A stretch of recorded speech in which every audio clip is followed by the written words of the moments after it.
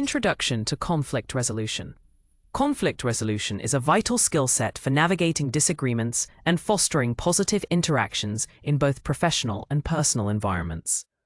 It involves understanding the nature of conflict, developing strategies to address it constructively, and aiming for mutually acceptable outcomes. Effective conflict resolution can prevent disputes from escalating, preserve relationships, and create more productive atmospheres. This course will equip you with the knowledge and tools to approach conflicts with confidence and competence. It emphasizes practical application alongside theoretical understanding, ensuring you can implement these skills immediately. Mastering conflict resolution enhances leadership capabilities and team cohesion. Ultimately, it contributes to a more harmonious and efficient working environment. The goal of conflict resolution is not necessarily to eliminate all conflict, as some disagreements can be catalysts for innovation and change.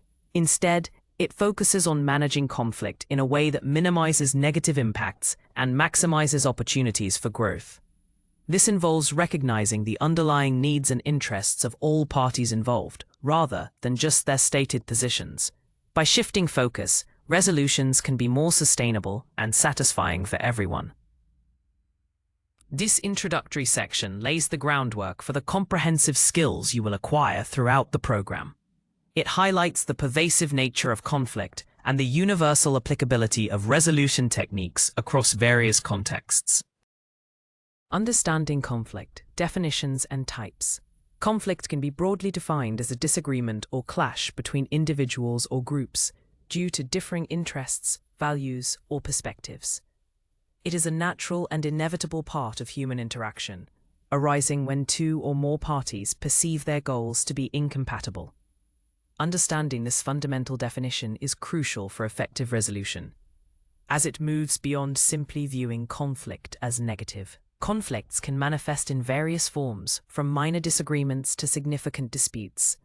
Recognizing conflict as a process, not just an event, allows for better intervention strategies. This broader understanding helps in identifying early warning signs and preventing escalation. It also encourages a proactive rather than reactive approach to managing disagreements. Conflicts are often categorized into different types, which helps in tailoring appropriate resolution strategies. Intrapersonal conflict occurs within an individual, often involving competing desires or values. Interpersonal conflict arises between two or more individuals, stemming from personal differences or resource disputes. Intragroup conflict happens within a team or group, potentially due to power struggles or task disagreements. Intergroup conflict occurs between different groups, often driven by competition for resources or ideological differences. Each type requires a nuanced approach, acknowledging the specific dynamics and underlying causes. Understanding these distinctions is foundational to choosing the most effective resolution method. Sources and causes of conflict. Conflicts often stem from a variety of sources, making their identification crucial for effective resolution. One common cause is competition over limited resources, such as budget, personnel, or equipment, where parties believe there isn't enough to go around.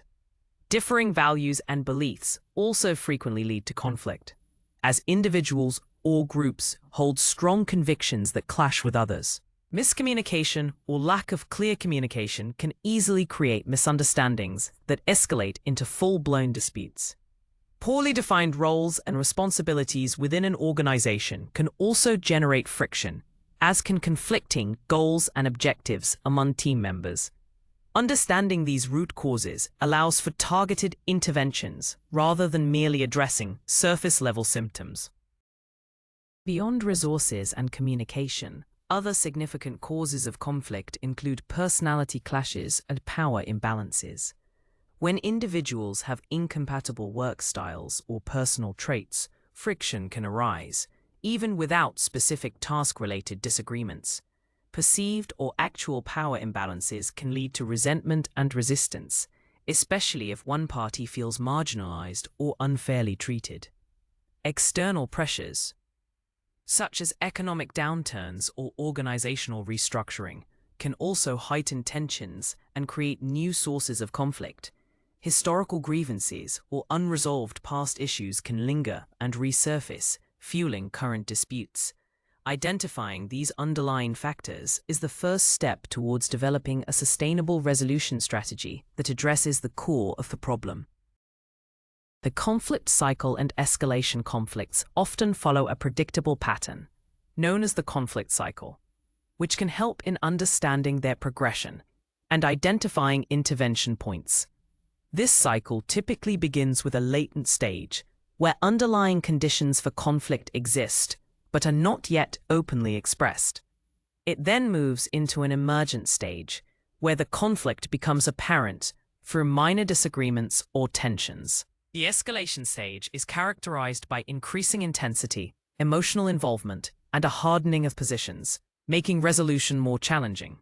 If unchecked, conflicts can reach a crisis point, where direct confrontation or breakdown in communication occurs. Understanding these stages allows for proactive strategies to de-escalate conflicts before they become intractable.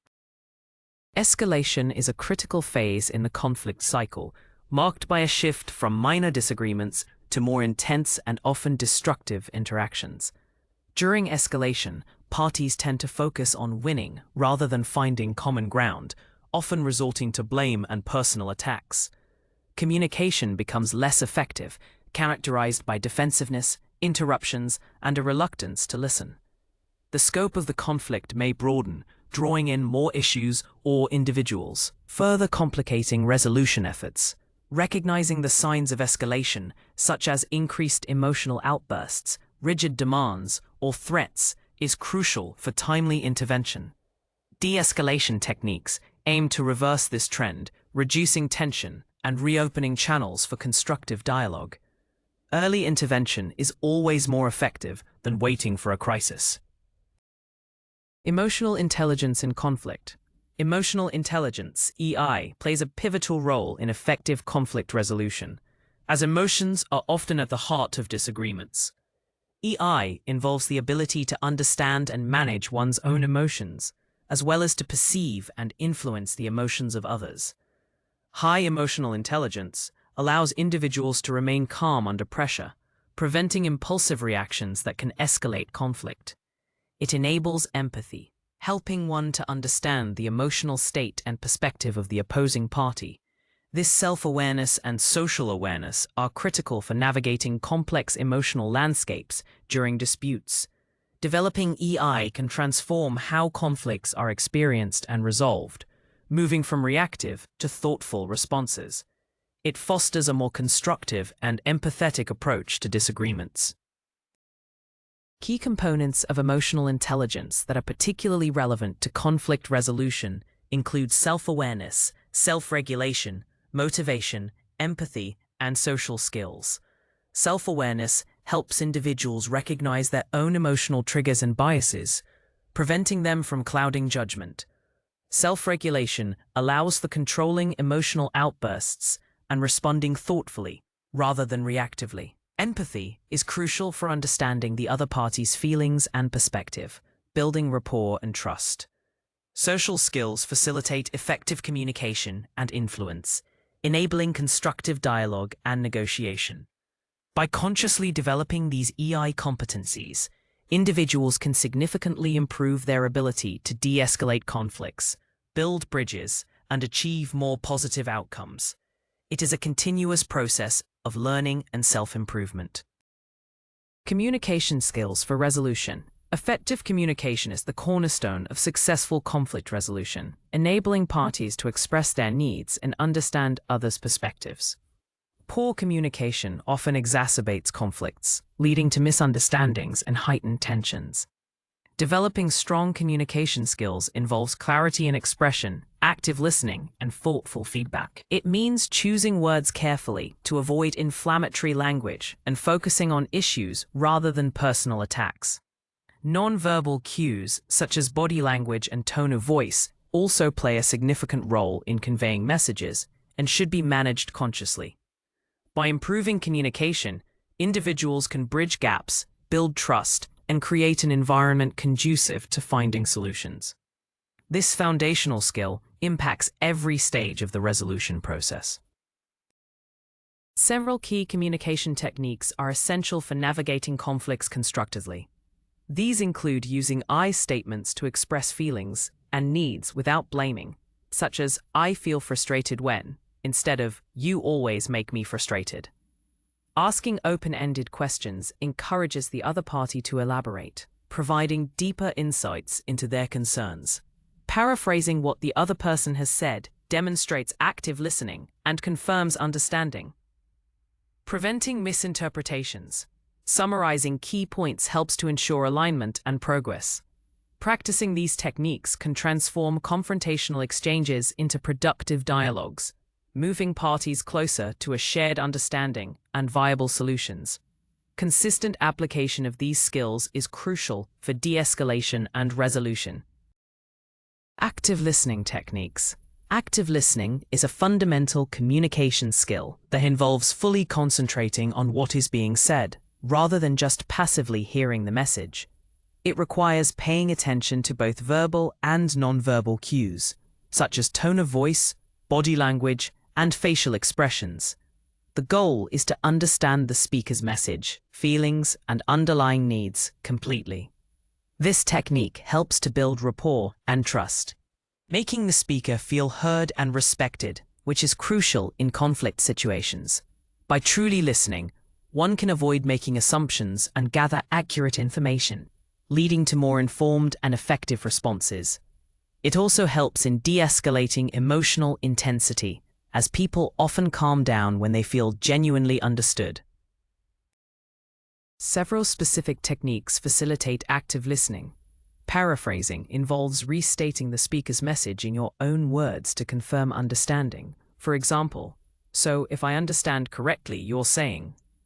Reflecting feelings means acknowledging and validating the speaker's emotions, such as, "It sounds like you're feeling frustrated about this situation." Asking clarifying questions helps to gain more specific information and address ambiguities, like, "Could you elaborate on what you mean by?" Summarizing periodically helps to keep track of key points and ensure both parties are on the same page. Avoiding interruptions, judgment, and offering unsolicited advice are equally important aspects of active listening.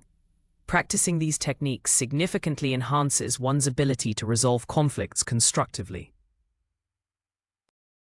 Assertive communication strategies. Assertive communication is a crucial skill in conflict resolution, allowing individuals to express their needs, feelings, and opinions clearly and respectfully, without infringing upon the rights of others.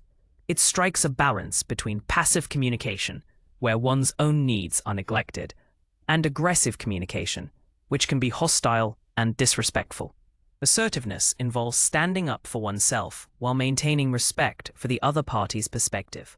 This approach helps to prevent misunderstandings and build mutual respect, fostering an environment where solutions can be found collaboratively. It empowers individuals to advocate for their interests effectively, leading to more equitable and satisfying outcomes. Developing assertiveness is key to healthy boundaries and productive conflict engagement. Key strategies for assertive communication include using I statements to own your feelings and thoughts, rather than blaming others. For example, say, "I feel unheard when," instead of "You never listen to me." Being specific and direct about your needs and requests, without being demanding, is also vital. Maintaining calm body language, making eye contact, and using a steady tone of voice reinforce your message effectively. Learning to say no when appropriate, without guilt, is another important assertive skill. Practicing these strategies helps to ensure your voice is heard and respected, while also demonstrating respect for the other person. Assertiveness promotes open dialogue and reduces the likelihood of conflict escalation. Negotiation fundamentals. Negotiation is a core process in conflict resolution, where two or more parties with differing interests engage in discussion to reach a mutually acceptable agreement. It is a voluntary process that involves communication, bargaining, and compromise. The fundamental goal of negotiation is to find common ground and create value for all parties involved, moving beyond a win-lose mentality. Successful negotiation requires preparation, strategic thinking, and effective communication skills. It is not about forcing one's will, but about exploring possibilities and finding creative solutions. Understanding the basic principles of negotiation is essential for anyone seeking to resolve disputes constructively and achieve favorable outcomes. This skill is applicable in countless professional and personal scenarios. Key fundamentals of negotiation include identifying your best alternative to a negotiated agreement, BATNA, which is your fallback plan if negotiations fail. Understanding your BATNA provides leverage and helps you know when to walk away. Equally important is identifying the other party's BATNA, which can inform your strategy. Distinguishing between positions, what parties say they want, and interests, the underlying reasons for what they want, is crucial. Focusing on interests often uncovers more opportunities for agreement and creative solutions. Establishing clear objectives, gathering relevant information, and building rapport are also foundational elements. These fundamentals provide a structured approach to negotiation, increasing the likelihood of a successful and sustainable resolution. Principled negotiation approach. Principled negotiation, as outlined in Getting to Yes, is a highly effective approach that focuses on reaching wise agreements efficiently and amicably. It moves away from positional bargaining, which often leads to stalemates and damaged relationships, towards a method based on objective criteria. This approach emphasizes 4 key principles: separating the people from the problem, focusing on interests, not positions, inventing options for mutual gain, and insisting on objective criteria. By applying these principles, parties can work together to solve the problem rather than attacking each other. It aims to produce sensible agreements, reconcile interests fairly, and improve, or at least not damage, relationships.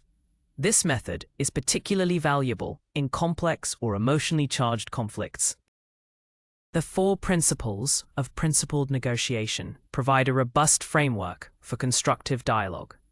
Separating the people from the problem means addressing the issue without letting personal feelings or relationships derail the discussion. Focusing on interests, not positions, involves delving deeper to understand the underlying needs and desires that drive each party's stance. Inventing options for mutual gain encourages brainstorming creative solutions that satisfy as many interests as possible for all parties. Insisting on objective criteria means basing the agreement on fair standards, independent of the party's will, such as market value, precedent, or scientific judgment. Adhering to these principles helps parties to collaborate effectively, leading to more durable and equitable resolutions. It transforms negotiation from a battle of wills into a joint problem-solving exercise. Stages of negotiation. Negotiation typically progresses through several identifiable stages, each with its own objectives and challenges. The first stage is preparation, where parties identify their interests, goals, BATNA, and gather relevant information. This foundational step is critical for a successful outcome. Following preparation is the opening stage, where parties present their initial positions and proposals, setting the tone for the discussion. The exploration stage involves active listening, asking questions, and clarifying interests to understand the other party's perspective more deeply. This is where options for mutual gain begin to emerge. Understanding these stages helps negotiators to manage the process effectively and anticipate potential hurdles. Each stage builds upon the previous one, leading towards a resolution.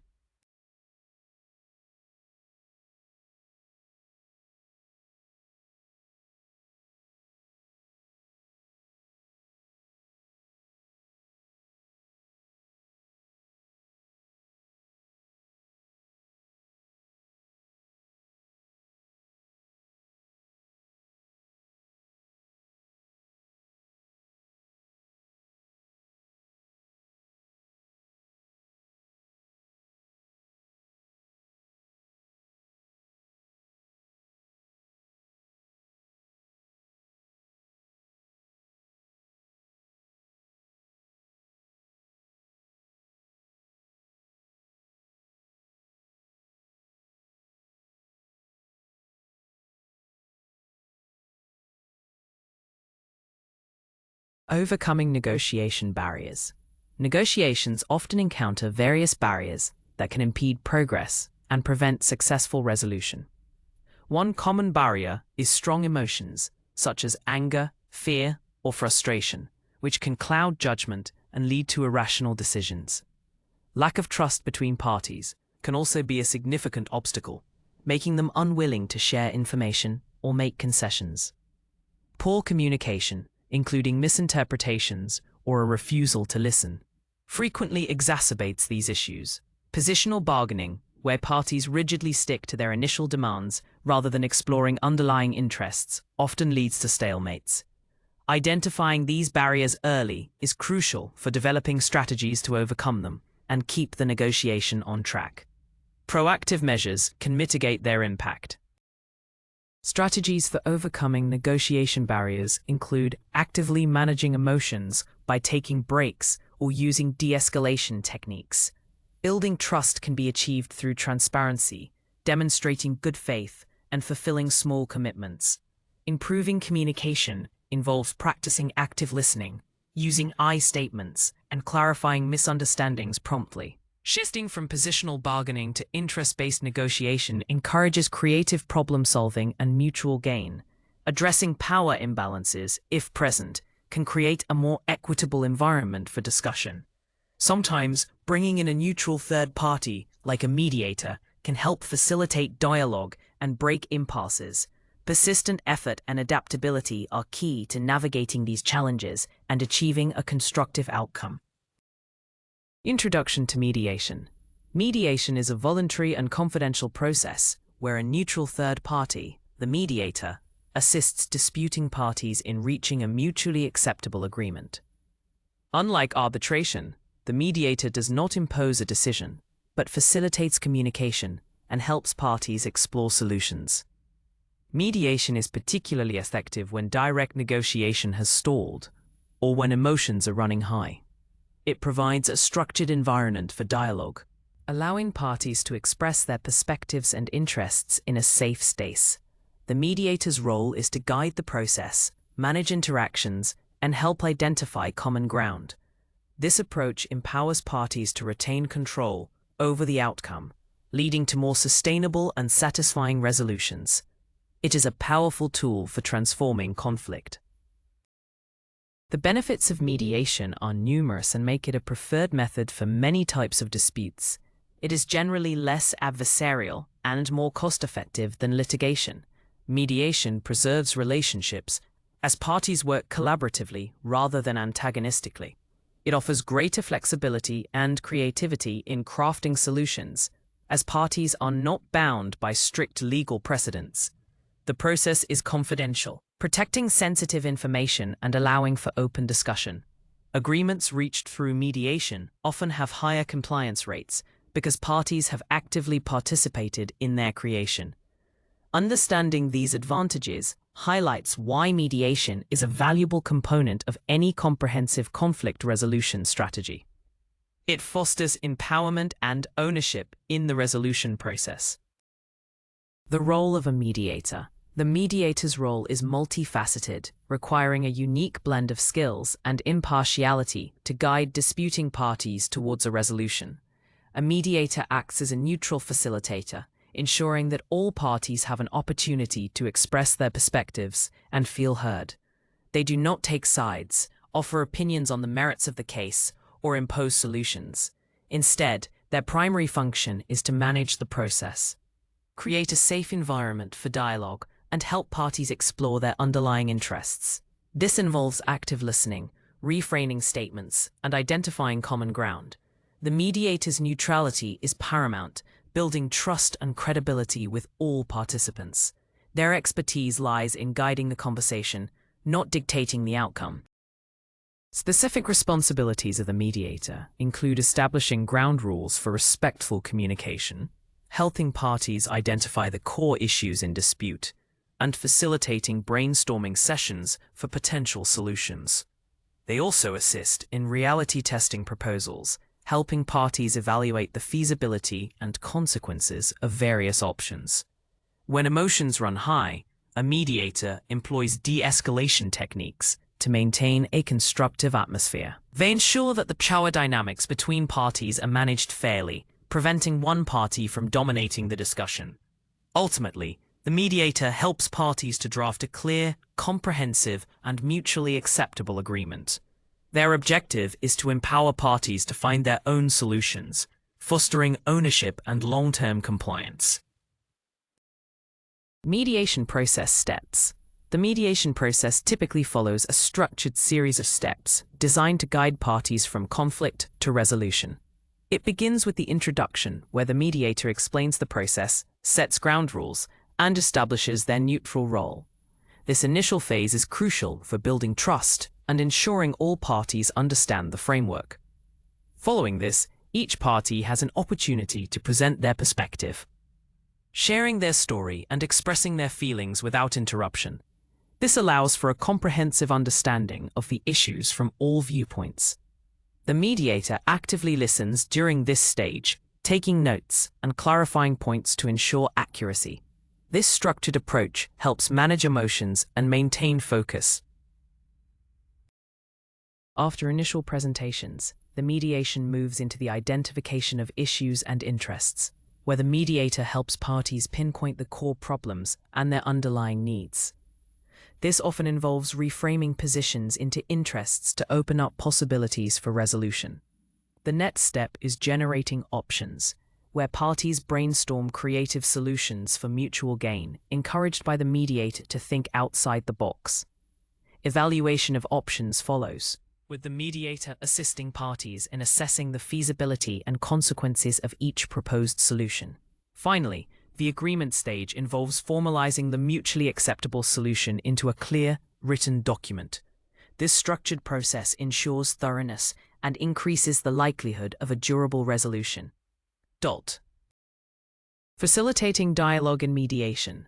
Facilitating effective dialogue is a primary skill for mediators, enabling parties to communicate constructively, even amidst strong disagreements. This involves creating a safe and respectful space where all voices can be heard without interruption or judgment. The mediator guides the conversation, ensuring it remains focused on the issues and interests, rather than devolving into personal attacks. They use techniques like active listening, reframing negative statements into neutral language, and asking open-ended questions to encourage deeper exploration. By managing the flow of communication, the mediator helps parties move beyond their entrenched positions to understand each other's perspectives. This careful guidance transforms potentially destructive exchanges into productive discussions.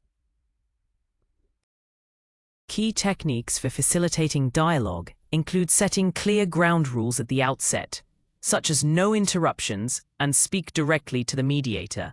The mediator also employs caucusing, which involves meeting privately with each party to explore sensitive issues or test proposals without the other party present. This can help to build individual trust and gather confidential information that might not be shared in joint sessions. When parties struggle to articulate their needs, the mediator can help them rephrase their statements to be more constructive and less accusatory. By skillfully applying these methods, mediators can bridge communication gaps, de-escalate tensions, and foster an environment where parties feel empowered to collaborate on solutions. Effective dialogue is the engine of successful mediation. Conflict styles. Assessing your approach. Understanding different conflict styles is crucial for effective conflict resolution, as it allows individuals to assess their own typical reactions and adapt their approach to various situations. There are 5 primary conflict styles, often categorized along 2 dimensions: assertiveness, the extent to which one tries to satisfy their own concerns, and cooperativeness, the extent to which one tries to satisfy the other person's concerns. Recognizing your dominant style helps in understanding your strengths and weaknesses in conflict situations. It also provides insight into why others might react the way they do, fostering empathy and strategic responses. This self-awareness is a powerful tool for improving interpersonal dynamics and achieving better outcomes. The 5 conflict styles include accommodating, high cooperativeness, low assertiveness, prioritizing the other's needs over one's own. Avoiding low cooperativeness, low assertiveness, sidestepping the conflict entirely. Collaborating high cooperativeness, high assertiveness, working together to find a win-win solution. Competing low cooperativeness, high assertiveness, pursuing one's own goals at the expense of others. Compromising moderate cooperativeness, moderate assertiveness, finding a middle ground where both parties give up something. Each style has its advantages and disadvantages, depending on the context. No single style is universally superior. The most effective approach often involves adapting one's style to the specific demands of the conflict and the relationship involved. Strategic use of these styles enhances resolution capabilities. Collaborative conflict management. Collaborative conflict management is an approach where parties work together to find a solution that fully satisfies the concerns of everyone involved. This win-win orientation contrasts sharply with competitive or accommodating styles, aiming for optimal outcomes rather than mere compromise. It requires a high degree of both assertiveness and cooperativeness, as individuals must advocate for their own needs while also genuinely considering the needs of others. This approach is particularly effective for complex issues where creative solutions are needed and where maintaining long-term relationships is important. It fosters mutual respect, trust, and shared ownership of the solution. Collaboration transforms conflict into an opportunity for innovation and stronger bonds. Key strategies for fostering collaborative conflict management include focusing on shared goals and common interests rather than individual positions. Encouraging open and honest communication, where all parties feel safe to express their true feelings and needs, is paramount. Brainstorming multiple options for mutual gain without immediate judgment helps to generate creative solutions. Actively listening to understand the other party's perspective deeply builds empathy and rapport. Emphasizing problem-solving over blame or personal attacks keeps the discussion constructive. By adopting these strategies, parties can move beyond superficial disagreements to address underlying issues, leading to more comprehensive and sustainable resolutions that benefit everyone. It requires patience and a commitment to mutual success. Managing difficult personalities. Dealing with difficult personalities is a common challenge in conflict resolution, as certain behavioral patterns can escalate tensions and impede progress.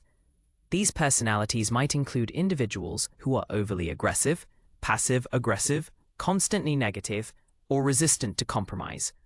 Their behavior often stems from underlying insecurities, past experiences, or ingrained habits. Recognizing these patterns is the first step towards managing them effectively, rather than reacting impulsively.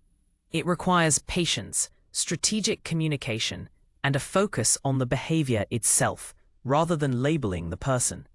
Developing specific techniques to handle such individuals can significantly improve the chances of a constructive outcome. This skill is vital for maintaining professional decorum. Strategies for managing difficult personalities include remaining calm and composed, refusing to be drawn into their emotional drama. Setting clear boundaries and expectations for behavior is crucial, communicating what is acceptable and what is not. Focusing on the facts and objective criteria, rather than subjective opinions or personal attacks, helps to depersonalize the conflict. Using active listening to understand their underlying concerns, even if poorly expressed, can sometimes reveal a pathway to resolution. If direct engagement proves unproductive, involving a neutral third party or seeking support from supervisors might be necessary. Remember that you can only control your own reactions and responses, not their behavior. Persistence and a professional demeanor are key. Cross-cultural conflict resolution. Resolving conflicts in cross-cultural settings presents unique challenges, as cultural differences can significantly impact communication styles, perceptions of conflict, and preferred resolution methods. What is considered polite or direct in one culture might be offensive in another, leading to misunderstandings that escalate disputes. Cultural values, such as individualism versus collectivism, power distance, and attitudes towards hierarchy profoundly influence how individuals approach and engage in conflict.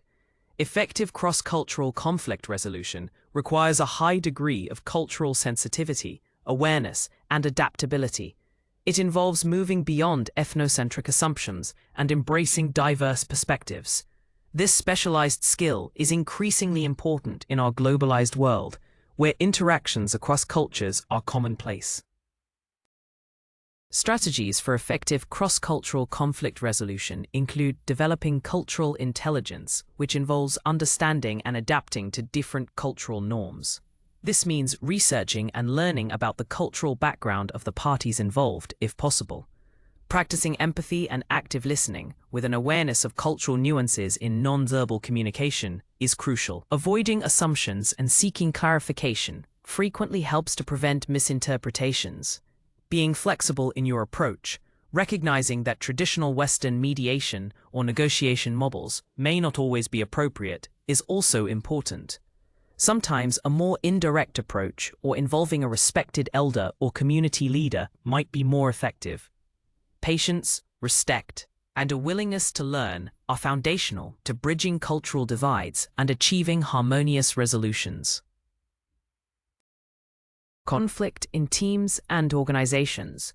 Conflict within teams and organizations is inevitable, arising from diverse personalities, competing departmental goals, resource scarcity, or differing work styles. While often perceived negatively, conflict can also be a catalyst for innovation, improved decision-making, and stronger team cohesion if managed effectively. Unresolved conflict, however, can lead to decreased productivity, low morale, increased turnover, and a toxic work environment. Understanding the specific dynamics of organizational conflict, such as hierarchical structures, power dynamics, and established communication channels, is crucial for developing appropriate resolution strategies. It requires a systemic approach that considers the broader organizational context. Leaders play a critical role in fostering a culture that addresses conflict constructively. Effective strategies for managing team and organizational conflict include establishing clear roles, responsibilities, and communication protocols to minimize misunderstandings. Promoting a culture of open dialogue and psychological safety encourages team members to voice concerns early without fear of retribution. Implementing regular team-building activities can strengthen relationships and build trust, making conflict resolution easier. For more entrenched disputes, formal processes like mediation or facilitated discussions can be employed. Leaders should model constructive conflict behavior, provide training in conflict resolution skills, and intervene promptly when conflicts arise. By proactively addressing conflict and equipping employees with the necessary tools, organizations can transform potential disruptions into opportunities for growth and improvement. This fosters a resilient and adaptive workforce. Restorative justice principles.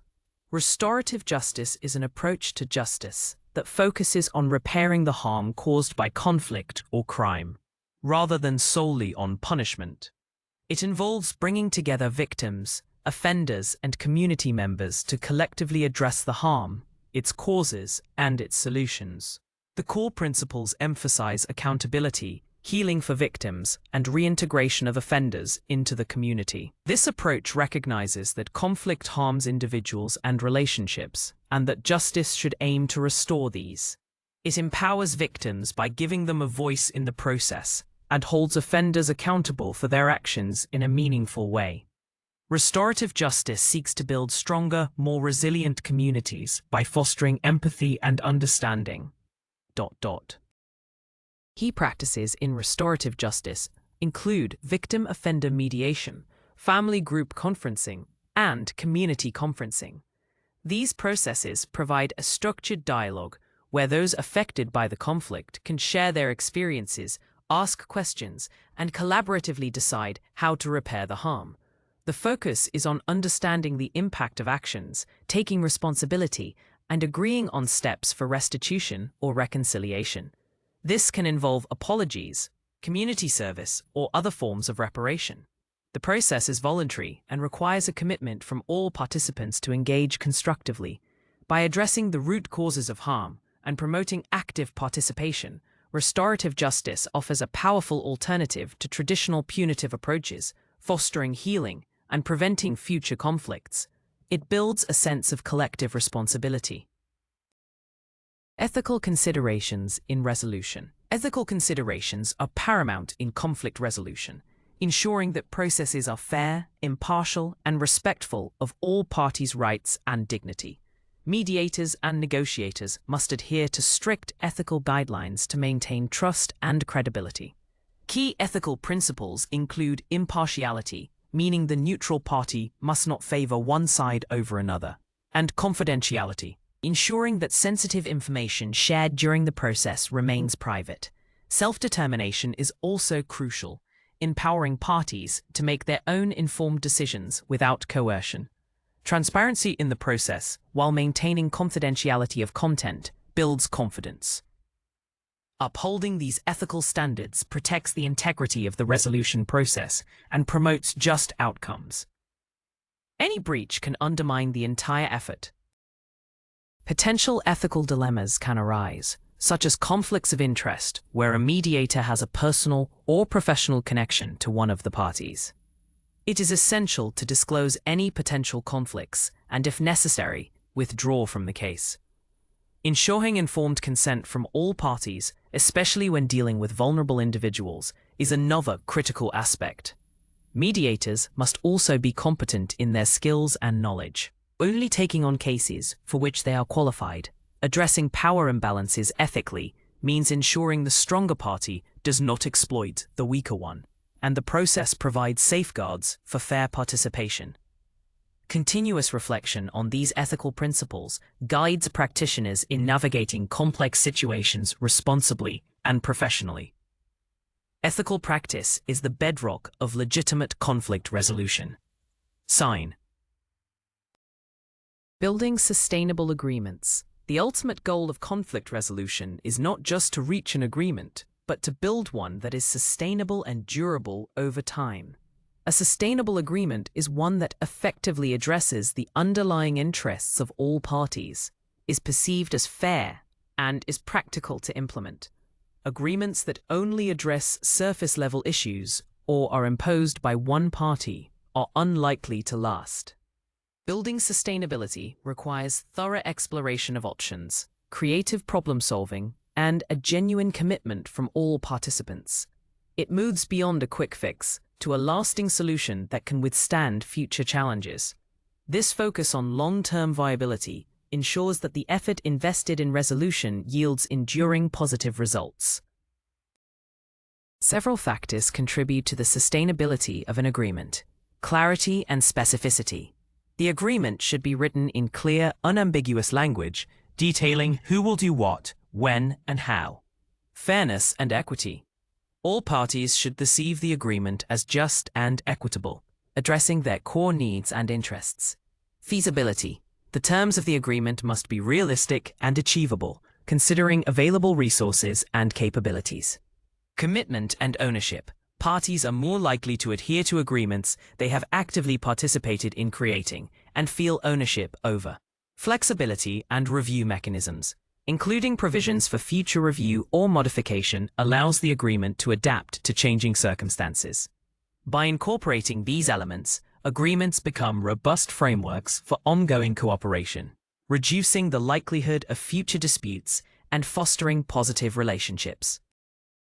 Post-conflict follow-up and evaluation. The process of conflict resolution does not end with a signed agreement. Effective post-conflict follow-up and evaluation are crucial for ensuring the long-term success and sustainability of the resolution. Follow-up involves monitoring the implementation of the agreement, addressing any emergent issues, and providing support to parties as they adjust to the new terms. This proactive approach helps to prevent minor disagreements from escalating back into full-blown conflicts. Evaluation assesses whether the agreement has achieved its intended objectives, whether it has been implemented fairly, and what lessons can be learned for future conflict resolution efforts. It is a continuous cycle of improvement and adaptation.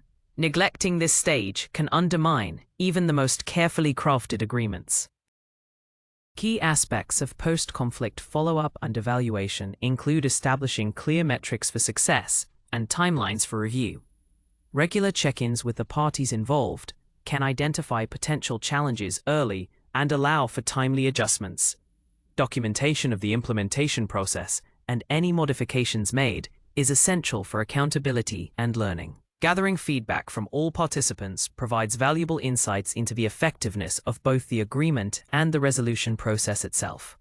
Analyzing what worked well and what could be improved informs future practices, enhancing the skills of conflict resolution practitioners. This final stage reinforces the commitment to a lasting peace and contributes to the ongoing development of conflict resolution expertise. It ensures that resolutions are living documents, adaptable to changing circumstances. Conclusion and future development. This professional certificate in conflict resolution has provided a comprehensive foundation in understanding conflict dynamics, mastering communication and negotiation skills, and applying mediation techniques.